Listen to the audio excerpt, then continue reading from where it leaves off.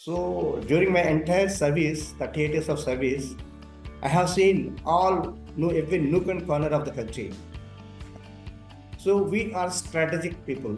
We know how to plan the strategy as well in advance. We need to take care of the entire planet while planning for the ESG. So we have to think about future generations.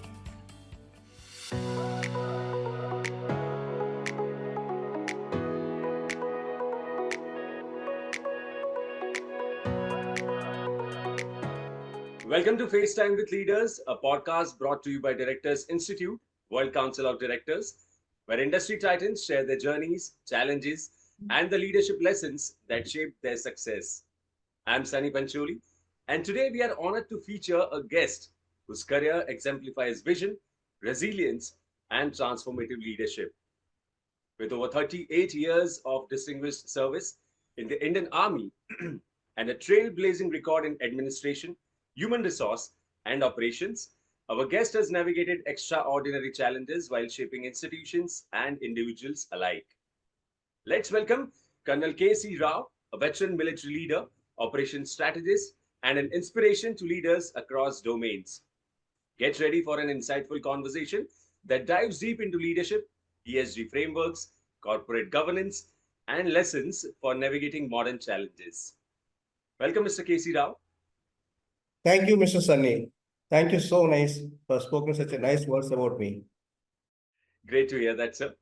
So, Colonel Rao, with a remarkable career spanning 38 years in the Indian Army and an extraordinary journey through leadership, operations, and human resource management, I'm sure you have seen moments that shaped you not just as a leader, but also an individual. So, if you are to look back on this incredible journey, can you share the story of what first inspired you to serve the nation and how this path unfolded into the distinguished career we see today? Yeah, certainly. See, first of all, I am inspired by my father. He was a Second World War veteran. He fought, I think, a couple of wars in Iraq and Rangoon, Burma also. So he always to inspire me. And what I learned from my father is basically never give up. We should not give up any time, and fight always against that whatever that adverse conditions. You must fight them out and live up to what you are. And again, prove yourself. Prove yourself. Then only you will achieve whatever the goal you are setting in. So my all childhood, taking my father as inspiration and forwarded my life. When I joined in 1983, it is very difficult those time, and I posted myself in Jammu and Kashmir, and I used to remember my father's words: "Never give up, never give up." That is how myself has progressed step by step, starting my career from the Jammu and Kashmir. I had 2 tenures in Jammu and Kashmir, and again 2 tenures in Northeast. One in Sikkim, and the second one is Mizoram. So during my entire service, 38 years of service, I have seen every nook and corner of the country. And you would surprise that starting from Dras and again going towards the Pangangso in Ladakh, where that very hard things are going around in the borders. And again started from Karakoram and Soltaro Ridge till Pan camp, that is Manali and Kulu. That entire stretch, you can say that in a Ladakh region, I served in those places, and I learned number of things there. In fact, I am the person who can say have the more number of the high altitude tenures. So generally, very few people have this kind of opportunity. I took that opportunity and I enhanced my, you can say that knowledge about the terrain and the people. And sincerely, I pursue my endeavor in learning the new things and serving the people at different terrain and different places. And ultimately, you see, I can proudly mention that I achieved what I wanted to. Thank you so much, sir. Yeah. And No. that's such a powerful reflection, Colonel Rao. Those early motivations truly set the foundation for everything that follows. Yeah. Colonel Rao, overseeing the career documentation of 152,000 personnel at India's largest military records office is obviously a no small feat. It's a role that carries immense responsibilities, impact, and perhaps countless untold stories. So, looking back at this chapter of your career, what would you say was the most rewarding moment for you? One that made you pause, reflect, and truly feel the magnitude of the difference you were making in people's lives? Sure, definitely. See, I have actually taken active participation in 1999 Kargil War. So that time is a very important for in my career, and I will never forget those moments. And you may not be aware that there are almost more than 450 casualties were there. This is 1,000 plus or so war wounded people. And my biggest achievement and unforgettable moment during those times is, you can say, that time I was serving in command records, that is in Ranikhet. You must be aware of that terrain, presently in Uttarakhand, very close to Nainital. So every day we used to pray the God, God, please, uh, we should not hear any bad thing like that.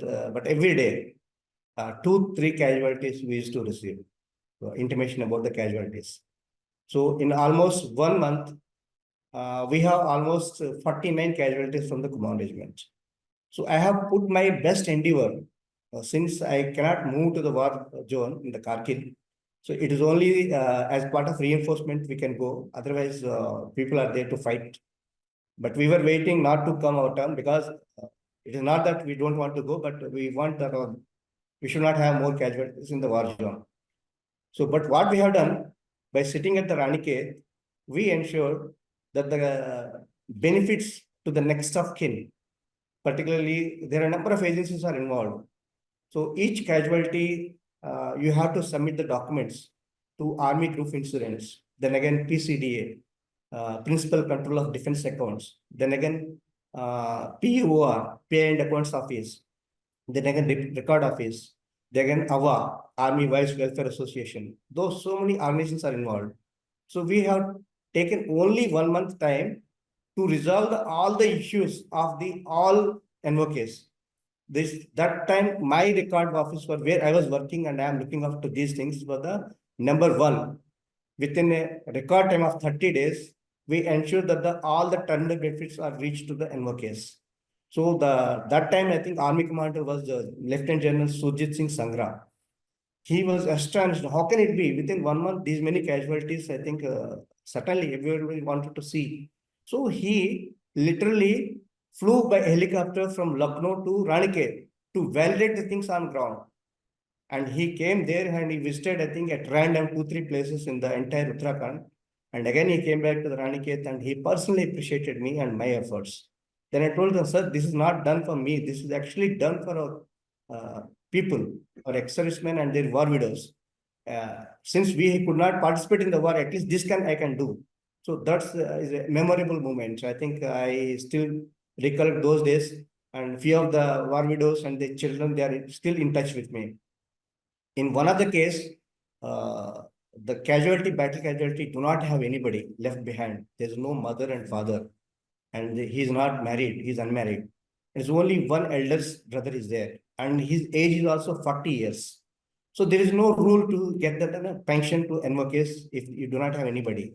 Then you don't believe that we took up the case with George Fernandez. He was the defense minister by that time, and he was a person and who instrumental in sanctioning that pension to the NOK, even if he's a brother and he's above dependent. Because he's 40 years, below 25 years only the dependent generally. But in that case also we are able to sanction and we were able to tweak the rule and make it the rule for all army people. That is also one of my best achievement, you can say. Hats off, sir. Hats off to you and your contribution towards the society and to the nation, and for keeping us all safe throughout the years. Thank you so much, sir. Thank you. And it's incredible to see how leadership at such a scale can create meaningful change for so many lives. There is so much heart in what you do. Thank you. So, Colonel Rao, being fluent in Chinese and serving as an interpreter during critical defense operations must have been a role of immense pressure and significance. Language, as we know, is far more than just words. It's about understanding culture, emotions, and unspoken nuances. So I'd love to know, how did these cultural and linguistic skills empower you to navigate complex cross-border negotiations or build trust in those high-stakes moments? And were there times when this deeper understanding of language helped you to connect in ways that made all the difference? Yeah, certainly. See, during my entire service, I served with the different regiments. Very fortunate to serve. For example, you can say I served in the Punjab Records, that is in Ramgarh in Ranchi. Then again served with the Maratha Light Infantry. The only Maratha people are there. They only speak Marathi. That is in Belgaum. Then again, I served with the Gurkhas, and I am fortunate to interact with our late great serious General Bipin Rawat and the present CDS also Anish Chauhan.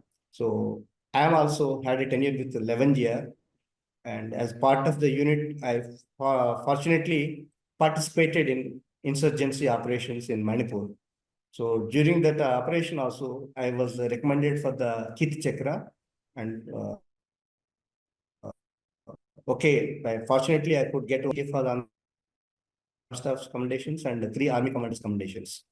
And again, I served with the Kumaon, I already described earlier incident, that is during Operation Vijay. So Kumaon is also, I am very familiar with these things.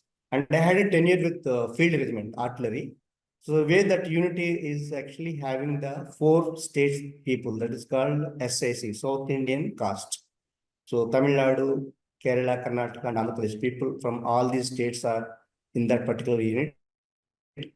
Then again, military intelligence. I had a 5 years tenure to my credit as a military intelligence because I studied Chinese language, 2 years interpretership. I did it in School of Foreign Language in New Delhi. So after I completed this Chinese language interpretership, I posted in Army headquarters for 5 years, 90 to 95. I was privy with a number of investigations and interrogations in the Delhi whenever I come across any Chinese people. So similarly, again, I had a tenure with Madras engineers, that is in Bangalore. And again, one more tenure with the Bengal engineers, that is in Roorkee.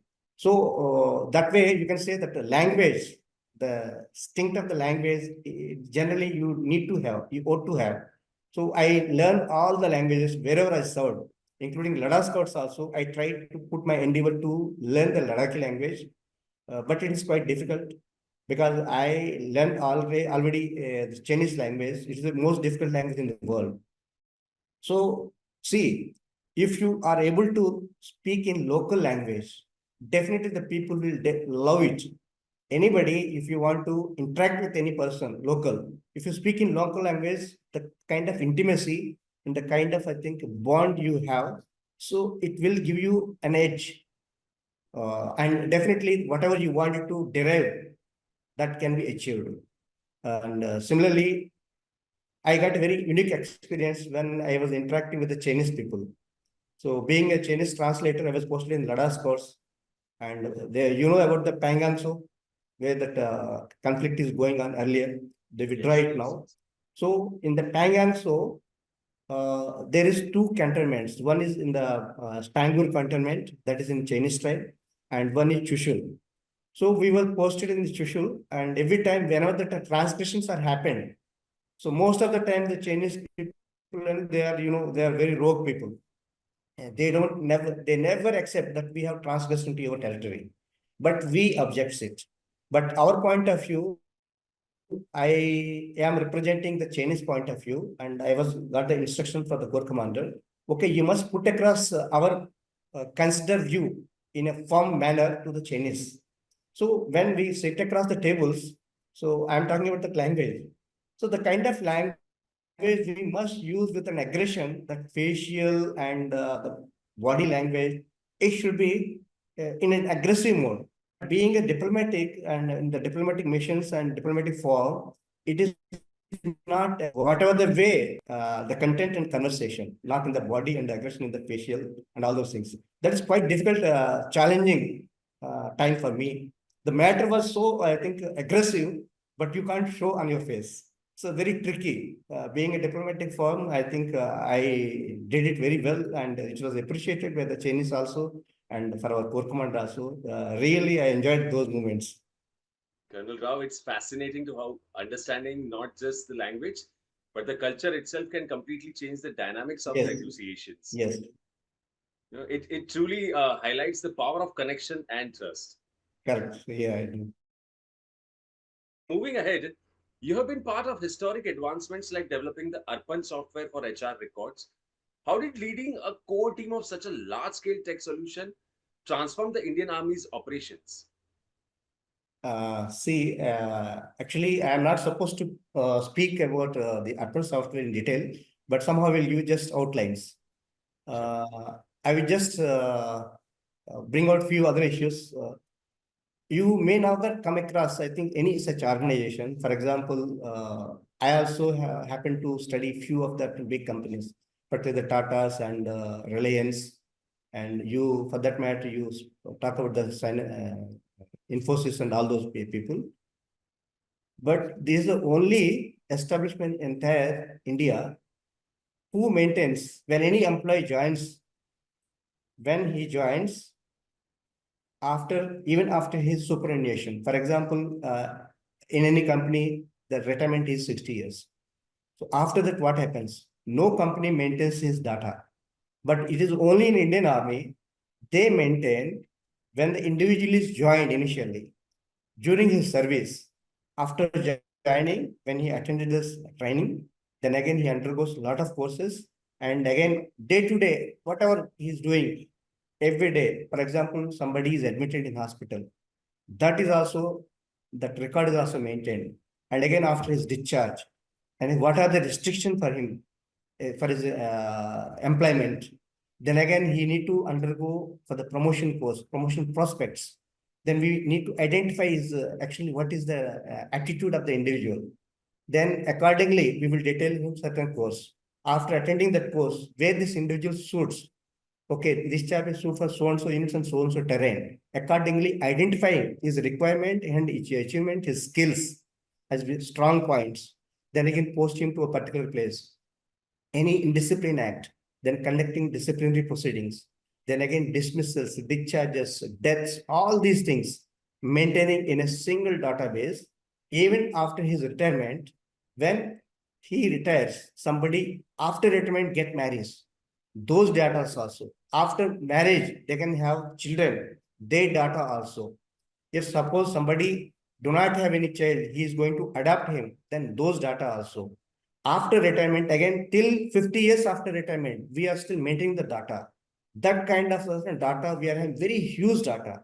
And I'm very fortunate to have commanded such a big establishment in Indian Army. Not only big, it is the biggest in Asia, RT records, which is having to the quantum of 1.5 lakh serving people and 2.7 lakh retired people. All these data at one single place, maintaining meticulously without having any problem, and dealing with the day-to-day requirement of these issues is actually enormous. And I did it very well. And you won't believe that RT records, they got the best record trophy from the Southern Army Commander and my leadership. And this is very fortunate. Na bhuto na bhavishya.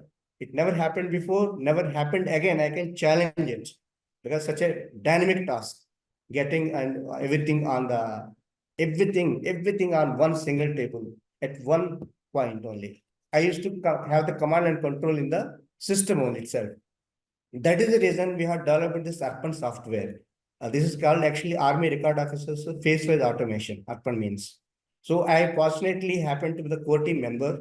I lead the team, and we have very close interaction with this Siemens Information Systems Limited initially, but they were unable to cope up with that stress. Then again, the project was given to this Mahindra, Tech Mahindra, and Tech Mahindra has completed the project. Then again, we have our inbuilt system now, and we have trained our own people that we are controlling it now. Whatever the enhancements and further refinements are being carried out by us only. So the database and the entire system is perfectly functioning in the entire Indian Army now. And with the great conviction, I can say this is the only software successfully running in the entire Indian Army that I can say. Wow, just wow. It's mind blowing. And as you rightly said, na bhuto na bhavishyati. Something as game changing as ARPAN requires not just technical expertise, but immense vision and leadership and leaders like you. Yeah, So yeah. hats off to you once again. Thank you. Thank you. Thanks, and Sainik. to the Indian Army to manage such a large scale data. Thank you. Thank you. So moving ahead, Colonel Rao, with a career built on leadership, transformation, and strategic vision, as you now look ahead, what are your aspirations for the future, particularly talking in the corporate world and boardroom leadership? Where your where do you see your wealth of experience can drive impactful decisions and shape meaningful change? Yeah, it's a very tricky question for me. But see, we are basically leaders.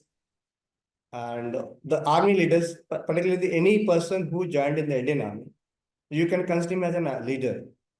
And everybody who is leader in Indian Army, certainly he had certain qualities. These qualities called as OLQs, officer-like qualities.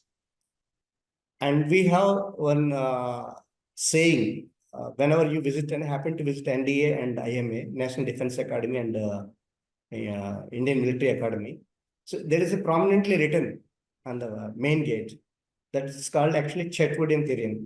What the General Chetwodian has spoken is first, every time, always, the nation always comes first. Then again, the people who are serving with you are the next priority. And your own safety and security comes at last. This is the leadership, you can say the golden rules. We generally follow those things. And again, you can say that in a strategy. So what are the strategy now we are speaking about in the market? And the strategy actually, they brought it from the military terminology, in the defense terminology. So strategy actually derived from the military only. So we are strategic people. We know how to plan the strategy as well in advance. So there are a number of terrains are different terrains are there, different people are there, different cultures are there, and different equipment profile and mindset. And you have this very varied things all across the borders and states, locations, and we happen to be everywhere. And we had an operation, successful operation with the Naga people also, Manipur people also, by mingling ourselves with them. And similarly, we had, you can say Chinese people also in the Sikkim, and again in Leh, Ladakh area, then again, Pakistan also, in Punjab and Jammu and Kashmir, in Rajasthan terrain. These kind of actually things happen every day in and day out. But as far as the strategy is concerned, you can say corporate world. Basically, the corporate strategy is a little different and the military strategy is a little different. So, but what I learned from that corporate strategy, from that World Directors Institute, so they have given me so much of insight about that corporate strategy and leadership, how you must perform, coping with the corporate strategy and by evaluating the health of a company and dynamics of the company. And you can say the marketing strategy, supply chain management, all these things. We generally, it is a new thing to us. But fortunately, that the World Directors Institute, so they have given us so much of such an insight that we learn and we have become so confident that I can deal with the corporate sector in whatever the capacity I may be assigned. That's what we learned from the institute. And I must express our deep gratitude to Mr. Jishan Pratan and his whole team. Such a wonderful content and kind of classes they run and the kind of people they invite and give so many lectures and insight to the corporate world. I was about to ask this, but before we do, you already answered almost everything about my question next. All right, so let's just, before we head to your association with Directors Institute, I would also like to ask you, drawing from your vast experience in instilling discipline, accountability, and strategic oversight across large institutions, how do you believe governance frameworks can be reimagined to balance ethical leadership with innovation in today's complex corporate world? Yes, yes. See, now we have arrived to such a horizon where the artificial intelligence is taking place. So that the entire world is going to be based on artificial intelligence. You are well aware. And so what are the ethics in the governance frameworks also? So we have to brought in the artificial intelligence embedded with the manual dealing with the environment. So similarly, so the artificial intelligence is going to be embedded, the ethics also in the corporate world. That it has to be inbuilt. What kind of ethics we need to have in the corporate governance, the artificial intelligence should be involved in the system. And not only the artificial intelligence and the human touch, particularly when we are dealing with any kind of situation. So not only the artificial intelligence, use your own wisdom. So without any human wisdom, the artificial intelligence does not actually solve the things on ground. It has to be embedded with both the things. And again, what my personal considered view is, we need to plan three things. First thing is, whatever happened previously. So what are the best practices? What are the weak things are there? What are the gray areas there previously? What is the present system now in the entire world, in the corporate world or normal societies also? We need to check all these things presently, what is going on. You have to embed it with the previous good things and bad things, taking into consideration the present things and plan for the future with ethics, proper governance, and again, embedded with the artificial intelligence into the system, and looking forward to have a better world. Because see, now ESG is also a very important content now, and environmental social governance.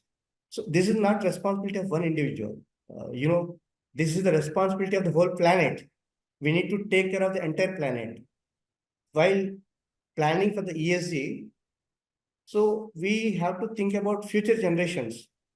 So unless you do not have proper ESG in place, so things may go hayward. So look at that Amazon, that entire forest is, I think, burned. So who is going to be affected? Yes. World is going to be affected. Similarly, in India also, so much of plastic is going on here and there. Every small thing, what are the product we are planning? What is going to be happen? What is the disposal? Whether it is in the people's life.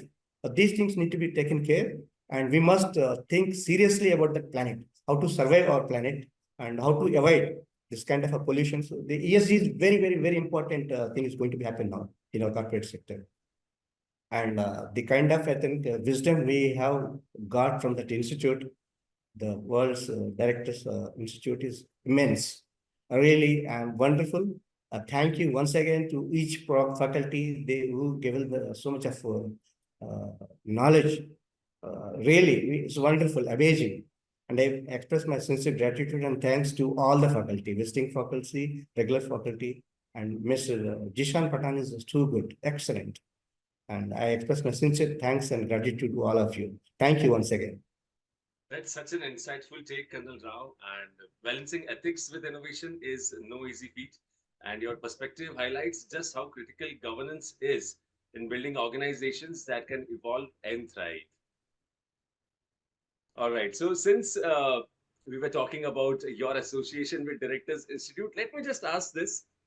Colonel Rao, having engaged with Directors Institute, how would you describe the value it has added to your professional journey, particularly in enhancing your understanding of leadership and corporate governance? See, Sunny, I'm actually very keen learner. So I never hesitate and never shy off in learning the new things. R&D is very, very important in any company to cope up with the continuous change in the society. Then again, organization health, so particularly the finance of the organization.